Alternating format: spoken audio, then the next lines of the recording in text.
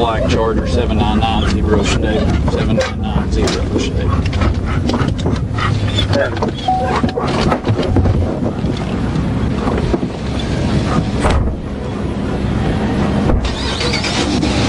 Hello, sir. What's up, boys? Hey, I'm Trooper Price, State Police. Where's I stop? You coming up the flashing lights there? You were speeding just a little bit. My flashing lights? There used to be flashing lights. It's the 71 and 282. How fast are you going? You're going 50 and 45. Not that big of a deal. Not bad. Yeah. Not too bad. Yeah, not bad. Do you have your license on you? Yeah, I do. You got your registration and insurance. Is this your car? Well, it's the county's. The county's? Yeah. What? Do you work for a county department? Yeah, Johnson County Sheriff's Office. Oh, okay. Glasses. How long you been with them? I've got my gun on my side too, okay? Okay. Yep, serviceman. I've been the sheriff for the last 4 years. Oh, okay. Alright, guys, you're gonna have to bear with me. I know we just got the insurance a couple of days ago. I don't know about What are you doing up here in Crawford County? Well, I went to visit a CI. Visit who? A CI just north of town.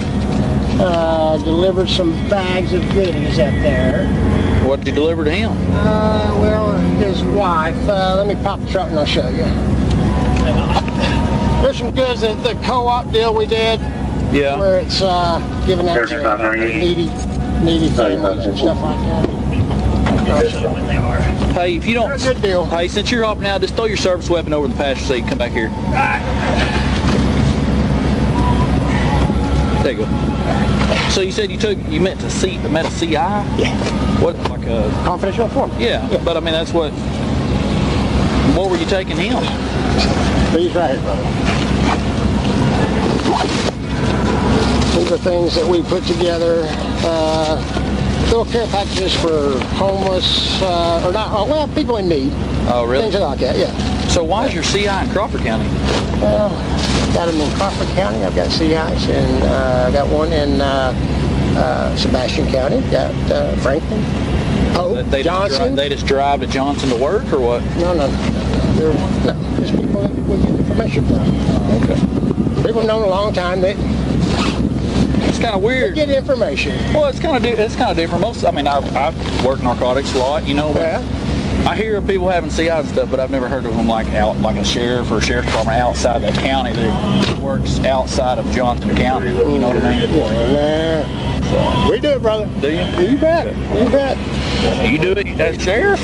Of course. Hands on. Hands on, brother. That's the only way to go. Yeah. Hard charging. Yeah. You bet. That's awesome. Absolutely. When questioned about his business in Crawford County, Sheriff Stevens told the troopers that he was in the area to deliver a care package to one of his quote-unquote CIs, or confidential informants. In law enforcement, a confidential informant is an individual who provides information to police regarding criminal activity, often in exchange for money, leniency, or the dismissal of pending charges. These relationships are designed to grant officers access to communities and criminal networks that would otherwise be difficult or impossible to infiltrate. However, informants also occupy one of the most legally and ethically complicated roles in modern policing, as their reliability and motives are often highly questionable. Rather than being codified into a singular federal statute, the use of confidential informants is governed by a patchwork of agency policies, constitutional constraints, and judicial precedents. The Supreme Court has repeatedly affirmed that information from a reliable informant can justify a warrant or arrest when corroborated by independent evidence, most notably in the 1983 case of Illinois versus Gates. Now, in Arkansas, the use of informants is primarily guided by departmental procedure rather than statute. While there is no law explicitly dictating how sheriffs or police must manage their informants, Arkansas judicial precedent mirrors the federal standards established in higher court cases, and Arkansas courts routinely examine the reliability of informants and whether officers independently corroborated an informant's claims before taking enforcement action. Furthermore, the legal framework established in the Gates case presumes that officers act within their lawful authority when using an informant, and Arkansas sheriffs are county officials, meaning that their enforcement powers are generally restricted to the territory of their own county unless extended by law. Therefore, Sheriff Stevens' explanation that he was merely delivering a care package to a confidential informant was inconsistent with established legal and procedural norms, as he was outside his county and therefore his jurisdiction, and rightfully garnered more suspicion from Trooper Price. So you just up here fixing to head back to Johnson I'm County? gonna pull in here, buy a knife, and then head back home. Yep, Yeah. got a parade at 5 and head back. Yeah. Okay. Well, this is one of my new guys, so just talk with him for just a second. Hey, We'll get you out of here safe. Okay, you don't have no more guns and like that on you? Nope. Okay, give me 1 second. All right, buddy.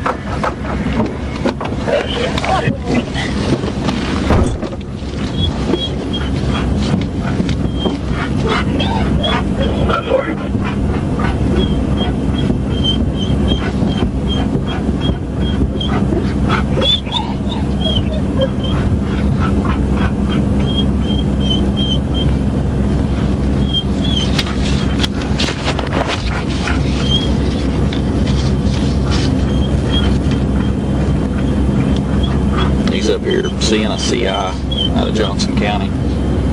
Taking him a thank you bag. Never mind. Y'all are here.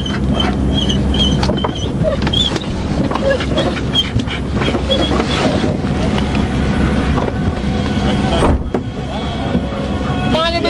The FBI? Okay. Okay. Any other weapons on you at all? Nope. In the car. No backup weapon anywhere? Nope. Stand here. Hey, Sheriff, let me ask you this. You don't have nothing illegal in your car, do you? Nothing you're not supposed to have? No drugs? There could be drugs in there. There is Most drugs? definitely. Yep. What kind of drugs? There's some. My CI just gave me some things. What just in things? passing. There's some little. I don't know what things are. There's some butter and. Like marijuana? Yeah, like a butter marijuana and 2 little buds that through the course going on, carrying on, talking to them. Hey, go ahead and put your hands behind your back real quick, okay? Trooper Price detains Sheriff Stevens after he admits that his vehicle contains illegal drugs. A suspect's voluntary admission of criminal conduct, particularly the possession of a controlled substance, constitutes direct evidence of a crime under both federal and state law. That admission alone supplied an independent and sufficient basis for Trooper Price to detain the sheriff, regardless of any parallel FBI investigation or pre-existing intelligence. The Fourth Amendment allows an officer to detain an individual when articulating articulable facts give rise to reasonable suspicion that a crime is being committed, and authorizes an arrest when those facts develop into probable cause. In the 1976 case of United States versus Watson, the Supreme Court held that a warrantless arrest is constitutionally sound when an officer has probable cause to believe that a felony has occurred. Arkansas courts have consistently applied that same principle, holding that a self-incriminating statement, when made voluntarily and corroborated by context, is sufficient to justify immediate detention. By acknowledging that his patrol vehicle contained controlled substances, Sheriff Stevens effectively confirmed an ongoing violation of Arkansas Code 5-64-419, the state's possession of a controlled substance statute. That confession supplied Trooper Price with an objective, articulable foundation to detain and search Sheriff Stevens, which was totally independent of the FBI's request for assistance. This whole deal's odd to me, and so as of right now, I'm going to go ahead and detain you, okay? I'm not saying you're under arrest right now, but as of right now, we're just going to detain you until we figure out what's going on, okay? Because I've never heard of a sheriff not saying that what you're doing is wrong, but I can tell you this. I've been working narcotics for 7 years, okay? And I've never heard of a sheriff himself coming out. I'm not saying it don't happen, because it does happen, but not very often that comes out and works narcotics on his own and stuff like that, okay? So, and now that you said you've got some narcotics in your car, we're going to search your car, okay? So, is this your personal car, or is this your... No, this is a county-owned vehicle. Okay. Does the court and all them, they allow you to take this out for personal use? And I wouldn't quite call it personal use.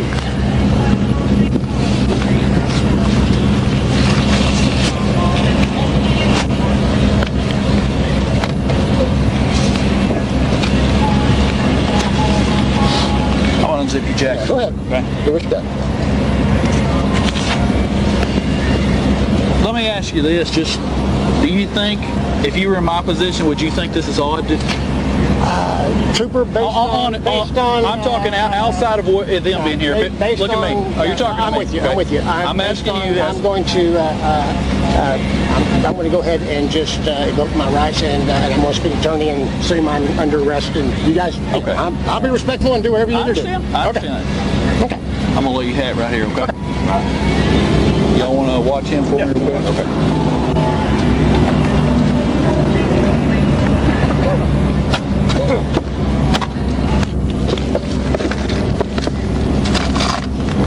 Hey, let's get gloves.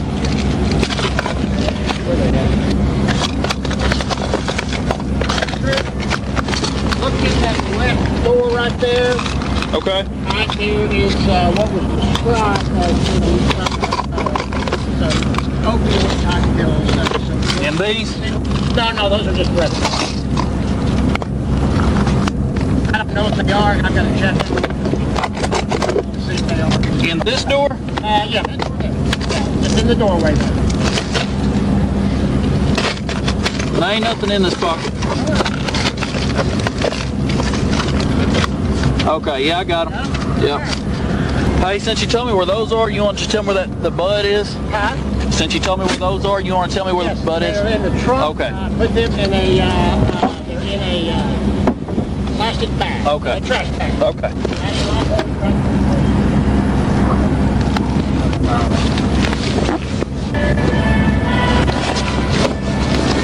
Whew, I smell it now. Whew. Damn it, son.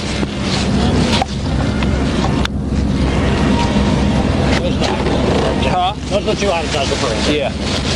That's a lot of wax. There's butter. Butter, wax, still a lot.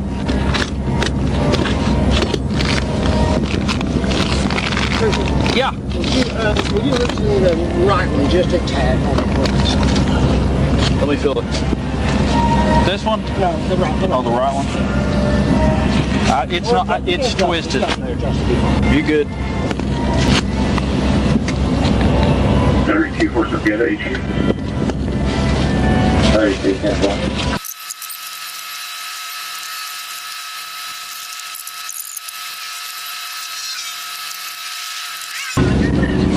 Hey, I'm just gonna let you sit over here, okay? I'm gonna put you in my car.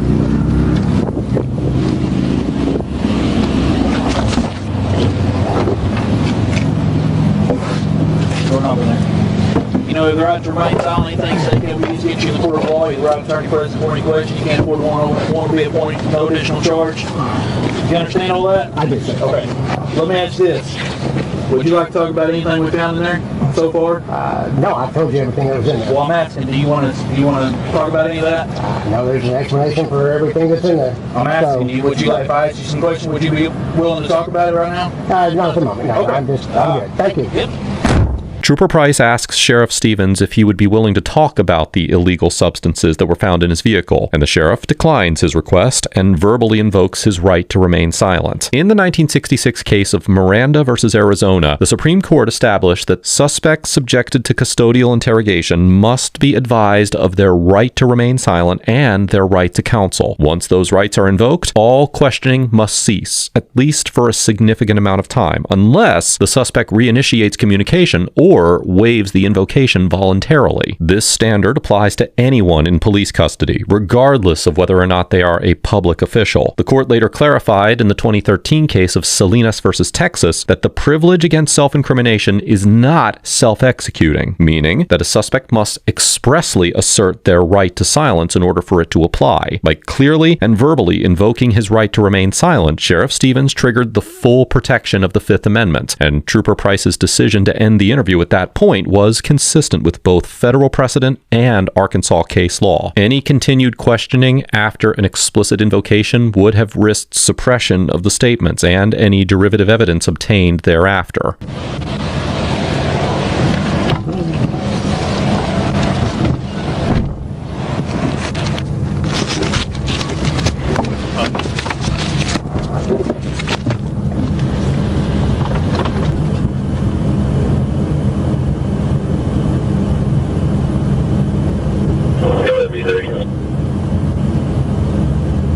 Stop for a minute. minute before we get there. I want to talk. You okay? Yeah, I'm good. Okay.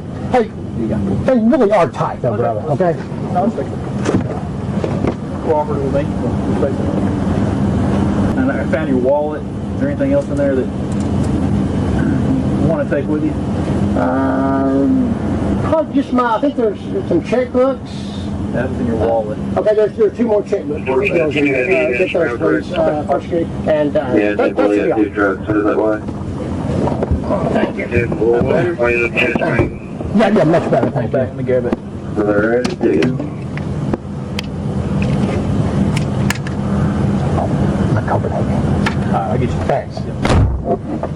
Sheriff Stevens was arrested and charged with speeding, 3 counts of drug possession, and 1 count of possessing a firearm while also in possession of drugs. Following the stop, the Arkansas State Police, along with the FBI, launched a broader investigation into former Sheriff Stevens' activities. On October 25, 2023, Sheriff Stevens entered a plea agreement in Crawford County Circuit Court, where he pled guilty to 1 count of possession of hydrocodone, which is a Class D felony under Arkansas Code 5-64-419. Mr. Stevens ultimately received a 6-year sentence, but that sentence was suspended, subject to conditions including $10,000 in fines and court costs and the surrender of his law enforcement certification. The prosecutor who negotiated the plea agreement stated that, quote, Mr. Stevens was given the same treatment that any other drug user would get in our county. However, the main focus was permanently removing Mr. Stevens from law enforcement and public service. Following his resignation from the department, chief deputies of the Johnson County Sheriff's Office assumed operational control until the county's quorum court appointed an interim sheriff to serve the remainder of Mr. Stevens' term. As of the writing of this episode, Mr. Stevens remains classified as a convicted felon, which, under Arkansas law, renders him ineligible to serve in any elected office or in any capacity as a peace officer. Overall, former Sheriff Stevens gets an F for blatantly abusing his authority for his own personal gain, engaging in flagrant criminal activity while serving as an elected official, and for betraying the trust of the citizens of Johnson County and the integrity of the Johnson County Sheriff's Office. Former Sheriff Stevens' conduct represents one of the most serious breaches of public trust that a law enforcement officer can commit. As the highest-ranking law enforcement official in Johnson County, he was responsible for setting the standard for ethical behavior and ensuring that his deputies upheld the law with honesty and discipline. When a sitting sheriff is caught transporting controlled substances across county lines, it can't simply be attributed to a lapse in judgment, and it should constitute the only evidence necessary to deem that official unfit to serve the public. Mr. Stevens used his authority as a sheriff as a shield for criminal activity and demonstrated a complete disregard for the ethical and procedural standards that form the foundation of public service. Perhaps the only silver lining here is that Mr. Stevens was eventually caught and then barred from ever working in any public service capacity. While his sentence was ultimately suspended, the damage to the credibility of the Johnson County Sheriff's Office cannot be overstated, and his conduct grossly undermined every deputy who serves Johnson County honestly, as well as every citizen who depends upon their fair and lawful enforcement. This interaction highlights the danger of unchecked authority within law enforcement and the importance of holding public officials to the same, if not higher, standard of accountability as the citizens that they are sworn to protect. Trooper First Class Price, along with the unidentified FBI agents, get an A+ for conducting a thorough and well-executed investigation, ensuring the integrity of the case by gathering hard evidence, and for maintaining a firm but professional demeanor throughout the encounter. The FBI's choice to coordinate the stop through the Arkansas State Police was both tactically sound and procedurally correct, as it removed any appearance of bias that could have arisen from an in-county arrest. The decision to let an uninvolved state trooper initiate the stop protected the legitimacy of the investigation, and it helped guarantee that the case against Mr. Stevens would survive later scrutiny in court. Every step of the encounter, from the traffic stop to the arrest, was captured on video, and the evidence collected was clear, corroborated, and handled according to lawful procedure and policy. What stands out most to me about Trooper Price's conduct is that he developed probable cause entirely through his own questioning, without having to rely on any prior intelligence or pressure from the FBI. His observations and dialogue during the stop directly led to Mr. Stevens admitting that there were illegal drugs in his vehicle, which supplied all the justification that was needed for a lawful detention and search. Equally important was how Trooper Price handled the interview after the arrest. When Sheriff Stevens invoked his right to remain silent, Trooper Price immediately ended the questioning. That decision reflected a clear understanding of constitutional procedure and prevented any claim that the sheriff's statements were coerced or improperly obtained. The FBI agents also deserve credit for their restraint and professionalism. They allowed Trooper Price to take the lead, and they intervened only when necessary in order to secure the evidence and maintain chain of custody. Their coordination ensured that both agencies operated seamlessly and that the evidence collected would withstand the scrutiny that accompanies a case of this magnitude. Trooper Price and the FBI agents demonstrated how disciplined, cooperative police work can dismantle corruption without undermining public trust, and I commend them both for their excellent police work and their unparalleled professionalism.